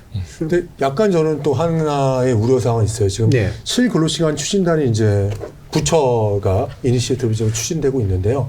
이게 노사정이 합의를 거치는 단계가 있어야 되잖아요. 근데 그걸 부처가 주도하는 것이 맞느냐에 대한 생각을 한번 해봤었어요. 왜냐하면 이게 경사노위라는 우리는 이제 그런 조직을 갖고 있잖아요. 예. 그럼 여기서 이제 실제로 이런 논의가 좀 확산돼야 되지 않을까에 대한 생각도 해봤고요. 두 번째는 또 국회에서도 지금 굉장히 활발하게 하고 있는데 야당이 제대로 지금 같이 논의를 할 수 있는 상태가 아니잖아요. 이런 상태에서 이런 논의가 제대로 이루어질 수 있을까에 대한 부분도 좀 고민이 되는 것이죠. 예. 근데 기업이라든지 우리 시민들 같은 경우는 이런 논의가 좀 활발하게 이루어지면서도 같이 논의해서 정말 제대로 된 방안을 한번 만들어 보고 싶은데 그런 여건이 좀 형성이 됐으면 좋겠다는 게 좀 바람입니다. 예. 경사노위가 어쨌든 잘 운영돼야 될 필요는 분명히 좀 예. 있어 보이고요. 그죠? 맞습니다. 근데 지금 말씀하신 것처럼 이제 국회 내 협의라고 하는 게 사실은 야당이 의미 있는 논의 상대자로 잘 안 참여하는 예. 경향이 좀 있어서 예. 이게 이제 사회적 합의의 결함을 만들지 네. 아니면 어떤 면에서 이제 뭐 논의의 단순화를 만들지는 잘 모르겠습니다만 뭔가 이렇게 정치적으로 좀 고려해야 되는 장애 네. 일부러 좀 포함시켜야 되는 이해관계 네. 이런 거에 대해서는 어떤 생각들 하고 계십니까? 일단 출범한 실노동시간 단축 로드맵 추진단은 예. 그 안에 다양한 전문가들, 뭐 지금 법학자도 있고 또 경영하시는 분들도 있고 노사관계 하시는 분들도 있고 다양한 전문가들 같이 참여해서 전문적인 어떤 지혜를 모으는 여러 가지 방안들을 논의하고 오늘 나왔던 논의를 훨씬 더 넘어서는 풍부한 예. 논의들을 할 겁니다. 시간을 갖고 할 거고 그 과정에서 전반적인 실노동시간 단축을 어떤 방식의 정책적 방안 또 어떤 방식의 시간표 또 어떤 방식의 어떤 지원 방안이든 법제도 개선할 것인지를 다 종합적으로 논의해서 말 그대로 로드맵을 좀 제안을 할 거고요. 예. 제안을 해서 그런 부분들이 실행에 옮겨지는 시범사업 확산 과정 이런 것들을 거치면서 법 개정 논의를 본격하게 할 때는 예를 들면 일단 1차적으로는 실노동시간 단축 지원법이라고 하는 이런 부분들은 예. 이견 없이 아마 여야가 충분히 논의해서 추진할 수 있을 것 같고요. 근로기준법 개정이라고 하는 법정 노동시간 단축 문제는 일정한 어떤 시점에서 예. 논의한다라고 하면 아까 말씀드린 경사노위가 됐든 예를 들면 이번에 저희가 소위 말하는 국회판 사회적 대화를 지금 하고 있거든요. 그 우원식 의장님이 아주 의지를 많이 가지고 추진하는 부분인데 여기에 양대 노총이 다 들어왔습니다. 예. 경총도 들어왔습니다. 그래서 저는 이 단위도 틀거리로 활용할 수도 있다고 보고요. 실제로 이거를 법제화하는 작업까지 진행 중입니다. 예. 예. 그래서 이런 다양한 어떤 그런 그 논의 기구들을 통해서 법 개정 논의까지도 갈 수 있는 부분이 저는 충분히 가능하다고 봅니다. 예. 예, 우원식 의장님이 을지로위원회 출신이시죠? 그죠? 예. 예. 확실히 예. 그게 관심사가 되실 수도 있겠네요. 예. 확실히. 경험들이 예. 풍부하셔가지고. 예. 예. 그럼 이제 말씀 들어보면 결국 추진단이 이제 집약적으로 논의해서 로드맵을 제안하고 예. 이제 그걸 가지고 필요하다면 이제 기본적인 연성 법안들을 만드는 데 있어서는 야당과 충분히 협의할 수 있고 예. 그리고 이제 단계적으로 경사노위와 함께 이제 입법 논의나 제도화 작업들은 좀 더 큼지막하게 벌이겠다. 예. 예, 이렇게 좀 요약이 되네요. 네. 뭐 이런 말씀을 들어보면 이제 여러분들이 아마 대충 이런 식의 제도화 과정들을 겪겠구나라고 아마 이해가 좀 되실 텐데 여기 한 가지만 이제 좀 그럼 더 짚어보면 한편으로는 좀 유연화하자라고 하는 측면들, 그러니까 52시간 상한제를 예외 적용하는 사업장이나 사업 형태들도 좀 있어야 되지 않느냐라고 하는 문제가 언뜻 듣기에는 이게 노동시간 단축과는 좀 어긋나 있어 보이는데 이건 어떤 문제의식인지 네. 한번 일단 좀 말씀 주실까요? 이 문제가 가장 그 첨예하게 나왔었던 게 바로 이제 반도체 특별법을 예. 둘러싼 여러 그렇죠. 가지 여야 논의, 사회적 논의 과정 속에서 나왔고요. 그 당시에 삼성전자, SK 하이닉스 이 반도체 두 쌍두마차 대기업의 문제들이 이제 이슈로 부각됐어요. 예. SK 하이닉스는 아시는 것처럼 노동 시간이 그렇게 그 강도 높지 않습니다. 그렇죠. 그럼에도 불구하고 성과를 많이 내고 있어요. 그러니까 기업 경영의 어떤 방향타를 어떻게 설정했는지에 따라서 이렇게 기업 경영의 어떤 그 성과들이 확연히 차이 날 수 있습니다. 소위 말하는 반도체 생산의 어떤 방향성을 삼성전자와 SK 하이닉스가 잘못 이렇게 다르게 갔거든요. 예. 근데 그게 이제 지금 성과로 드러나는 부분인데 노동 시간의 양만으로 규결되는 문제는 아닌데 삼성전자가 이 부분과 관련해서 노동 시간의 부족 측면을 계속 강조한 측면이 없지 않아 있습니다. 그래서 제가 그 당시에 삼성전자 노사, SK 하이닉스 노사 다 불러서 얘기를 충분하게 나눠봤습니다. 실제로 구체적인 데이터 자료들도 가지고 와서 얘기를 해보자라고 해서 했습니다. 해보니까 삼성전자도 소위 말하는 주 52시간을 풀로 근무하지 않아요. 연구개발직도. 그런데 이것이 부족하니까 특별 연장 근로를 조금 더 열어달라. 예. 이런 얘기들이 저는 현실하고 부합하지 않는 얘기다. 예. 오히려 지금 현 제도 하에서 가용할 수 있는 부분들을 가용하면 된다. 예를 들면 우리나라의 노동시간 유연성이요 상당히 높습니다. 탄력근로제, 재량근로제, 뭐 선택근로제 네. 다양한 방식의 유연 노동시간 제도가 이미 많이 들어와 있고요. 적용 범위도 상당히 많습니다. 그러니까 넓거든요. 그래서 이런 부분들을 가용하면서 또 주 52시간이라고 하는 부분들이 있고 심지어 이걸로도 부족하면 특별 연장근로제도까지 있고 이런 부분들을 3개월까지 연장하고 또 부족하면 또 연장할 수 있는 부분들이 있는데 이런 것들을 다 빼고 여전히 우리나라는 노동시간이 경직돼 있고 노동시간이 좀 더 쓸 수 있는 여력을 좀 달라 이렇게만 얘기하는 것은 실사구시적인 접근이 아니다라는 것을 예. 제가 확인했거든요. 예. 이런 방식으로 좀 논의가 갔으면 좋겠다라는 말씀 좀 드리고 싶습니다. 예. 그러니까 윤석열 정부 때는 사실 그게 되게 필요한 일인 것처럼 예. 예, 많이 좀 됐었잖아요. 예. 근데 실제로 보니 같은 반도체 산업이라고 하더라도 확실히 좀 다른 전략적 형태들이 있었고 예. 굳이 그런 상한선을 늘리고 유연할 방법을 피할 필요까지는 없어 보인다까지 확인했다. 네. 예. 약간 저는 이제 또 이게 이제 의원님의 네. 그 두 기업을 비교했을 때는 동의를 해요. 네. 저도 그 당을 다 알고 있고 그랬었는데 네. 사실 경영에 대해서 관리를 잘 못한 측면들이 있죠. 네. 이게 어떻게 얘기하기는 그렇지만 사실은 근데 이 걱정스러운 게 이 부분이었어요. 그때 제가 민주당 의원님실에서 같이 이 논의를 했었거든요. 반도체 특별법 때문에 누구라고 얘기는 안 드리겠지만 근데 논의를 드렸는데 그때 이제 AI라든지 IT 업종이라든지 우리가 얘기하고는 뭐 실제 창조적이고 기획적인 처음에 이제 스타트업 단계에서의 기업들 같은 경우는 도리어 우리가 돼 있는 대기업, 뭐 하이닉스나 삼성전자 같은 경우는 큰 기업이고요. 근로시간이 굉장히 필요할 수도 있는 경우가 있거든요. 근데 그런 기업들에 대해서는 어떻게 할 것인가에 대한 부분인데 저는 이렇게 될 것 같아요. 주 52시간에 대한 예외 조항과 4.5일제 병행에 대한 부분들을 얘기할 때 이게 굉장히 다른 모순된 것처럼 보잖아요. 네. 전 그렇지 않다고 봐요. 솔직히 말씀드리면. 아닐 수 아까 있다. 첫 번째는 이용호 의원님 말씀하신 것처럼 굉장히 다양한 제도들로 인해서 근로시간을 더 확대할 수 있는 제도가 우리는 있습니다. 예. 근데 그 제도를 활용하지 못했을 경우에는 저는 도리어 반도체 특별법 같은 여러 가지 첨단 산업에 대해서는 예외를 주는 부분에 대한 것들도 검토는 필요하다고 생각을 해요. 예, 예. 왜냐하면 이걸로 인해서 뭐 법제도에 대해서는 우리가 규정을 지키지 못할 경우도 있죠. 스타트업 같은 경우는요. 예. 저도 이런 부분에 대해서 동의하는데 이를 어떻게 보냐면은 이 두 가지를 같이 병행하더라도 이거는 잘못된 것이 아니라 이중 트랙 전략이라고 좀 볼 수가 있을 것 같거든요. 예. 미국 같은 경우는 이제 유럽 같은 경우, 일본 같은 경우도요. 경우에 따라서 특정 시기에 집중 근로가 불가피하면은요. 국가 전략 사업에는 예외 조항을 두기도 합니다. 예. 근데 이런 것들이 굉장히 많이 나타나지는 않죠. 예. 예, 그래서 저는 산업별 특성에 따라서 차등 적용을 할 수도 있는 것들 충분히 한번 고민을 해볼 필요가 있고요. 특히 특정 산업에 대해서 경쟁력을 이번에 우리 대통령께서도 AI 관련된 것들에선 집중적으로 우리가 투자하기로 했었지 않습니까? 예. 지금 하시고 계시고 오늘도 이제 관련된 뭐 GPT 관련된 분하고 만나서 논의를 하고 그런 투자까지 유치하겠다는 그런 부분인데 과연 그렇게 일을 하게 되면은 실질적으로 이 근로시간 갖고 감당할 수 있을지에 대한 부분이 있어요. 근데 예. 전체적인 노동시간을 악화시켜서 노동자의 건강권을 해치게끔 할 수는 없죠. 그렇지만 집중 근로를 할 수 있거나 이런 부분들 같은 경우도 같이 하는 부분들도 한번 고려해서 전반적으로 삶의 질을 개선하면서도 노동시간을 단축하면서 그 경쟁력도 강화시킬 수 있는 한국형 이런 제도들을 도입하는 것도 한번 검토할 필요성이 예. 있다고 생각합니다. 예. 그러니까 근본적인 이제 건강 문제나 안전 문제를 위협하는 수준은 당연히 안 되고. 안 되죠. 예. 예. 그리고 또 빠져나갈 구멍 마련해주는 법 구멍을 마련하면 안 되지만 어느 정도의 예외성을 인정하기 위한 탄력적인 이제 제도 운용은 충분히 고려할 검토를 수 있다. 해봐는 거죠. 예. 예. 그 지점에 대해서 제가 좀 예. 말씀드리면요. 그 예외 지점이 아까 제가 말씀드린 근로기준법에 이미 충분하게 들어와 있다. 있다. 예. 특별 연장 근로까지 하면요. 주 60시간 업무도 수행할 수 있습니다. 예. 그런데 이 주 60시간 예를 들면 노동부의 과로사 기준이 예, 예, 예.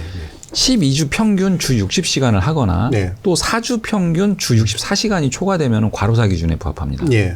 그 그러니까 정도면 이미 위험해진다는 거죠. 그 말은 무슨 말이냐면 이미 현행 법제도 상에서도 반도체 사업장이든 어느 사업장이든 특별 연장 근로가 인정이 되면은 주 52시간에다가 추가적인 업무를 해서 주 60시간이 간다면 사선위에서 노동을 하는 거예요. 네. 어떤 업종, 어떤 영역에서도 죽음을 맞닥뜨리는 노동 현장에서 일을 하게 제도를 만들면 안 됩니다. 예. 그러니까 예를 들면 AI, IT, 반도체, 신재생에너지, 바이오 여러 가지 국가 전략산업, 신산업에 있어서는 초기에는 어떤 방식으로든 노동시간의 제한을 풀어서 충분하게 기반을 마련하자라고 하는 것 자체가 예. 저는 접근이 좀 잘못됐다고 봅니다. 알겠습니다. 죽음으로 내몰릴 수 있는 방식으로 세팅하면 안 될 것 같고요. 예.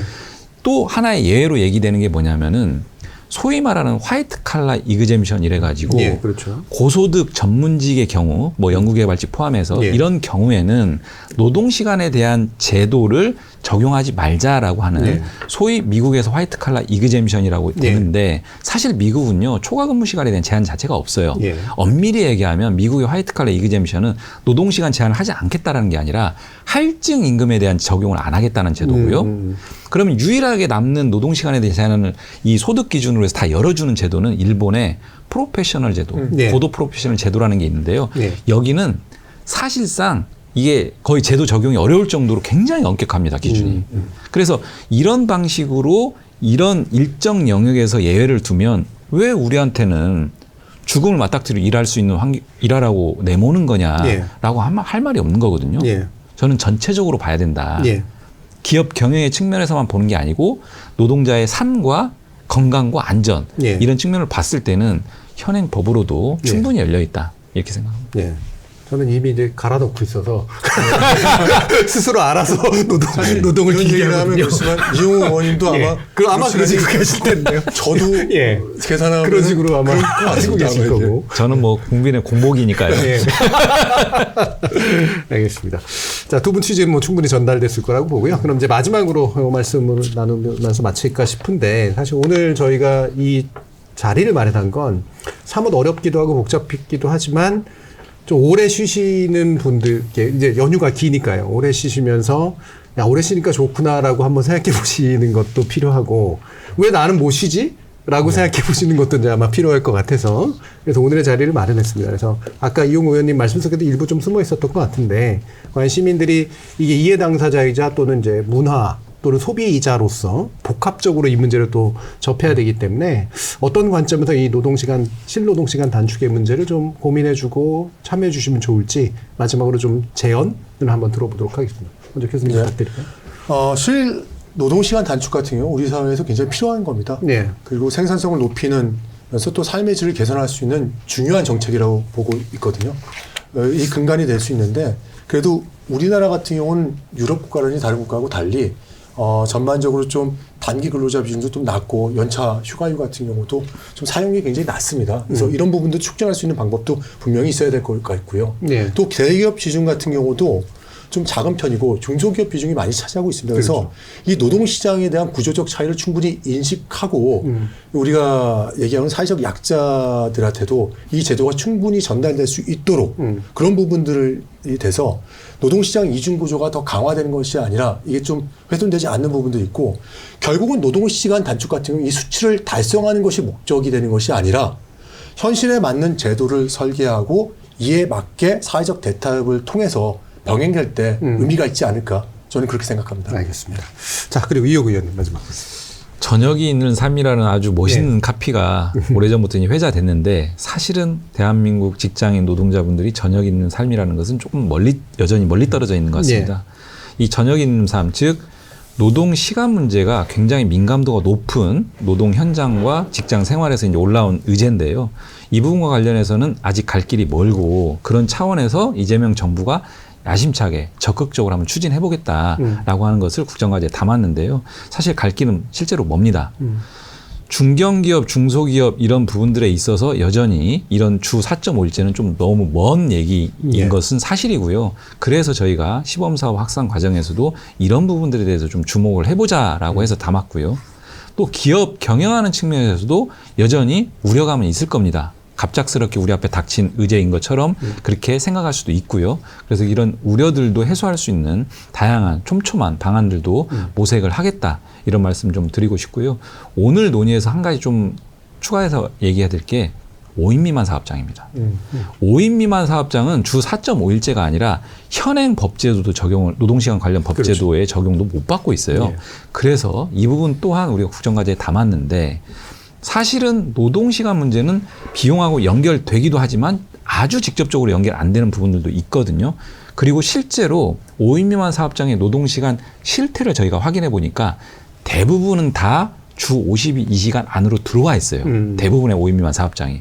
그렇다라고 하면 5인 미만 사업장에 대해서도 주 52시간이라고 하는 현행 법이라도 일단은 좀 적용 확대해야 되는 거 아니냐. 이런 얘기를 포함해서 균등하게 누구나 소외되지 않게 이런 실노동시간 단축 방안들을 좀 촘촘하게 마련해 보도록 하겠습니다. 알겠습니다. 자, 이렇게 두 분과 함께 또 의미 있는 논의 자리를 마련했는데요. 아마 이제 저희 방송을 보시는 많은 분들이 이제 본격적인 추석 명절 그리고 추석 연휴에 이제 들어가게 되실 겁니다. 이 쉬시는 기간 동안 모쪼록 평안한 그런 휴식 되시길 바라고요. 혹시라도 쉬시지 못하는 분들이 계시면 우리 사회가 이제 여러분들을 살피기 위해서 많이 좀 노력을 하고 있으니 우리 함께 이 논의의 장에서 의견을 많이 좀 내달라라는 그런 말씀, 그리고 부디 안전하고 평안하게 그 일을 마치시길 바라는 마음 전하겠습니다. 오늘 토요 토론은 여기서 정리하겠습니다. 감사합니다. 고생하셨습니다. 고맙습니다. 이용호 의원님은 매부쇼에서는 주로 다 그 탄핵 시절에 팔리셔가지고 검찰, 탄핵, 개혁 이런 얘기 하고요. 제가 가기 전에 계속 우리 보좌관한테 민생의제, 노동의제 좀 이렇게 끼워서 좀 하자고 하자. 매부쇼 이제 이게 있잖아요. 그렇죠. 근데 잘 안 됩니다. 잘 안 합니다. 그래서 제가 일부러 그냥 한 마디씩 툭툭 던져요. 근데 요즘은 많이 유해지신 것 같아요. 그리고 노동 얘기만 하지 마시고 좀 고용 얘기도 좀 같이 하셨으면 좋겠어요. 함께 해야죠. 제가 그래서 고용을 좀 더 공부를 해야 될 것 같아요. 사실 환노위 의원님들도 노동의제에 대해서는 많이 정통해 있는데 그쪽도 출신들도 많으시고 근데 이제 고용 문제에 대해서는 사실 좀 다르잖아요. 그래서 국정감사 끝나고 제가 노동부 관계자들한테 스터디 합시다. 표정이 어두워지시는데. 또 이렇게 추진력이 되게 좋으시거든요, 팀장님이. 그러니까 어두워지셨을 것 같습니다. 많이 실제로 공부하셔야죠. 노동부 예산의 많은 부분이 사실 고용 분야 예산이거든요. 근데 그 부분들도 꼼꼼히 보고 사업도 챙기고 해야 되는데 그냥 그 큰 예산을 그냥 이렇게 심도 있게 못 다루는 면이 없지 않아 있어요. 그래서 사실 이제 많은 예산들이 고용 분야에 쓰이고 있는데 사실 이번 국정기획위원회 활동할 때는 노동에 조금 더 초점을 맞췄잖아요. 우리가 산업 안전이라고 보니까 고용을 좀 덜 챙긴 그런 부분들이 있었어요. 그래서 저는 이 말씀을 주시니까 오늘 좀 제가 생각했던 부분에 대해서 좀 기대 있게 잘 왔구나. 국정에서 많이 느꼈습니다. 많이 느꼈고 그래서 고용 분야를 좀 촘촘히 챙겨봐야 되겠다. 노동부도 너무 고맙다고 그래서 많이 얘기해보고 또 예산 때도 많이 좀 챙겨달라, 신경 써달라, 고용 분야 이런 얘기도 하고요. 그렇죠. 필요하죠. 공부도 많이 하셔야 스터디할게요. 도움 좀 받겠습니다. 그래서 저희가 유튜브가 대한 매체면 이게 다양성이 있어야 되는데 오히려 안 그렇습니다. 그렇죠. 오히려 이런 노동 이슈라든가 환경 이슈라든가 이런 것들 정작 중요한 이슈들을 하면 잘 안 보거나 안 하려고 그래요. 안 하더라고요. 저도 사실 진짜 안 하더라고요. 고민했습니다. 나와야 되나 말아야 되나. 왜냐면 이게 노동 이슈만 다뤄지는데 오늘 또 고용 이슈도 같이 들어가 있고 굉장히 관심이 많을 것 같아요. 이슈에 대해서. 이용호 의원님이 또 나오셨으니까 또 많이 보실 겁니다. 저요? 저 인지도 거의 제로에 가까운 사람인데. 이용호 의원님이 웃는 모습을 내보내주시면 좀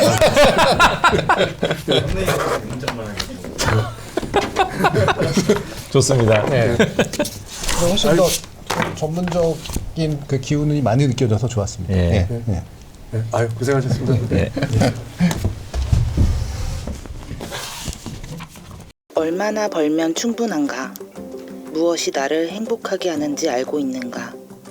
세상과 충분히 부딪혀도 답을 쉽사리 알 수 없는 질문들이 있다. BBC에서 선정한 역사상 가장 중요한 철학자 카를 마르크스. 그리고 세계의 국경과 수억의 삶을 바꾸었던 그의 책 자본론. 그러나 그 책은 부르주아를 모두 몰아내자고도 다 함께 가난하고자도 말하지 않는다. 자본론 안에 담긴 것은 지금 이 세상을 지배하는 법칙을 가장 첨예하게 꿰뚫는 통찰이며 믿을 수 없는 속도로 변화하는 세상 속에서 남은 삶을 어떻게 살아가야 하는지 성취와 효율을 넘어선 질문을 시작하게 합니다. 부유해도 행복할 줄 모르는 나라의 국민에게 가장 절실한 고전, 마르크스 자본론가의 가장 유쾌한 재회. 세상을 뒤흔들었던 고전에게 인생을 묻다. 50에 읽는 자본론.